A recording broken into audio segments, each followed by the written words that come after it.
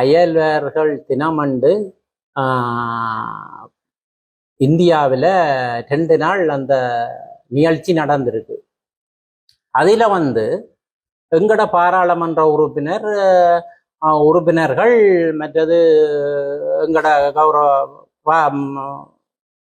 கடத்தொழில் அமைச்சர்கள் போயிருக்கணும். போனால் போய் அங்க இந்த மீனவற்ற பிரச்சனையை எதுவும் கதைக்க இல்லை. ஆனா அந்த சந்தர்ப்பத்தை அவைக்கு அந்த முதலமைச்சரோட கதைக்கிறதுக்கு அந்த கிடைச்ச சந்தர்ப்பத்தை கூட சிரிச்சபடியே செல்வி எடுக்கணும்.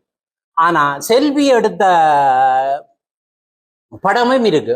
என்ற புன்னகைய பாருங்க, எவ்வளவு சிரிப்பு, கெக்கட்டம் விட்டு சிரிச்சு கொண்டிருக்கணும்.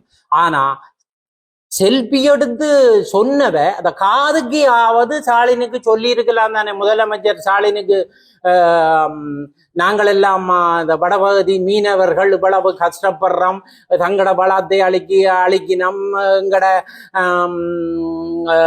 பல உபகரணங்களை அழிக்கணும், நாங்கள் செத்து கொண்டே இருக்கிறோம் என்று அவைக்கு ஒரு பதிலும் சொல்ல இல்லை.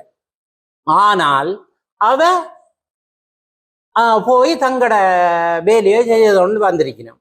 ஆனால் என்ன ஒரு விஷயம், ஒரு போன வருஷம் ஒரு நடுப்பதியிலே நடந்திருக்கு போல அந்த போராட்டம். ஐயா சாணக்கியனவர்களும் மற்றது என்ன ஒரு பாராளுமன்ற உறுப்பினர் அப்ப இருந்தவர். ஆனா சீர்மானம் விட்டு கொண்டு, எங்கே என்றால் முல்லைத்தீவிலிருந்து பருத்துற ஜெட்டியான சீர்மானம் விட்டு கொண்டு இந்தியன் இழுவப்படகுக்காண்டி சீர்மானம் விட்டு கொண்டு இங்க வந்துறங்கி பெரிய அறிக்கையெல்லாம் விட்டவ.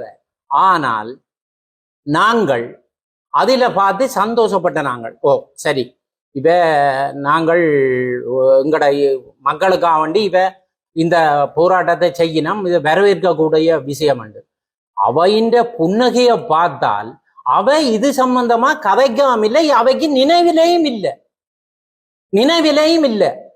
அப்ப இவைக்கு வாக்களிச்ச மக்கள் எங்கட மீனவர்களும் இவைக்கு வாக்களிச்சிருக்கலாம். இப்ப போனவைக்கு நிறைய வாக்குகள் அளிச்சிருக்கலாம். ஆனா இந்த நிறைய வாக்குகளை அளிச்சு பாராளுமன்ற உறுப்பினர் செல்வன் அடைக்கலநாதன் ஐயா அவர்களுக்கு தெரியும், மன்னார்ல எங்கட பலங்களை போட்டு அங்கத்தை மீனவர்களை பாட்டி எடுத்துக்கொண்டிருக்கிறாரு இந்தியன் ரோலர். அவற்றை புன்னகைய பாப்பீங்களோ?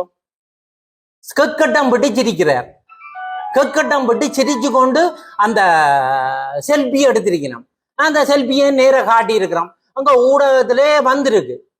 ஊடகவியலாளரை நாங்கள் கேட்டதுக்கு ஊடகவியலாளர் என்ன சொல்லினோம், அங்க உங்களை பற்றி கதைச்சது இந்த வித அறிக்கையும் ஒன்றும் பெற இல்லை.